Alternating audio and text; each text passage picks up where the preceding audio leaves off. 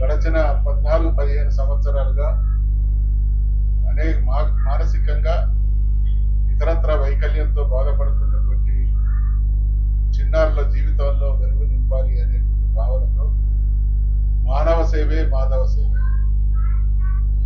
అనేటువంటి స్ఫూర్తికి నిదర్శనంగా ఈ రోజున్నటువంటి పోటీ ప్రపంచంలో ప్రతి మనిషి డబ్బు సంపాదించడం, స్వార్థానికి విశృంఖలత్వాన్ని కల్పించుకున్నటువంటి పరిస్థితుల్లో దానికి భిన్నంగా సభ్య సమాజంలో అనేక రకాలైనటువంటి రుగ్మతలతో ఉన్నటువంటి ఈ చిన్నారులను చేరదీయాలి, వాళ్ళ జీవితాల్లో వెలుగు నింపాలి, వాళ్ళు కూడా ప్రయోజకులుగా తయారు కావాలి. అనేక కారణాల వల్ల వాళ్ళ తల్లిదండ్రులు వారి నిత్య జీవితంలో ఉండేటువంటి బాధ్యతల రీత్యా కొంత సమస్య ఎదుర్కొంటున్నటువంటి ఆ కుటుంబాల్లోని చిన్నారుల బాధ్యతను తాను తీసుకొని వారికి గురువు తానే, అమ్మా నాన్న తానే, సర్వం తానే.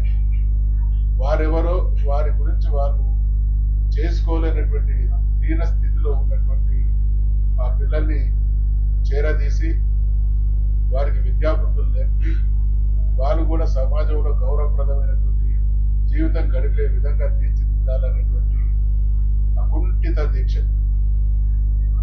ఇది మరో రకంగా మనమందరం మదర్ తెరెసా గారిని ఆదర్శంగా తీసుకుంటాం. ఆ తల్లి గురించి తెలుసు.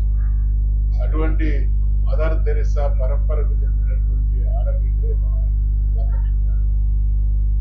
కాబట్టి సమాజంలో ఉన్నటువంటి అన్నీ బాగున్నా, అన్ని సౌకర్యాలున్నా, నలుగురికి సహకరించేటువంటి స్థితిలో ఉన్న మనం ఏ రోజు కూడా పక్కవారి గురించి ఆలోచించాలి. అంటే తాను మధ్యతరగతి కుటుంబీకులు రానైనప్పటికీ అనేక మంది పిల్లల దుస్థితికి తాను పరిష్కారం చూపించాలని అంటే చేస్తున్నటువంటి మనం అందరం చేసేటువంటి కార్యంలో స్వార్థాన్ని చూస్తాం. కానీ ధనలక్ష్మి గారు తాను చేసేటువంటి కార్యంలో దైవత్వాన్ని, ఇది దైవ కార్యంగా భావించి అంకితమై, మామూలు విషయం కాదు, మన పిల్లల్ని మన ఇంట్లో సర్దనమే 3-4 పిల్లల్ని సర్దాలి అనంటే ఆ తల్లి ప్రాణం ఎంత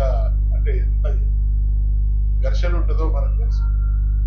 అటువంటిది అవిటి వాళ్ళైన వాళ్ళు, మానసికంగా వికలాంగులైనటువంటి వాళ్ళు, మాట రాని వాళ్ళు, వాళ్ళ పని వాళ్ళు చేసుకోలేనటువంటి వాళ్ళు, వాళ్ళ పని చేసుకోవాలనేటువంటి పాపం జ్ఞానం కూడా లేనటువంటి ఆ పిల్లలకు సేవ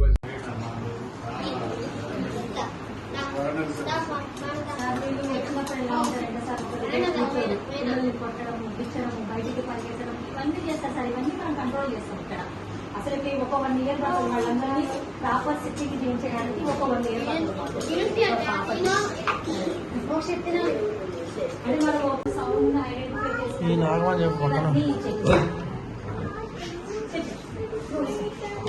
నమస్తే చెప్పు, హలో నమస్తే చెప్పు సార్ వాళ్ళకి. నమస్తే చెప్పు, బాగా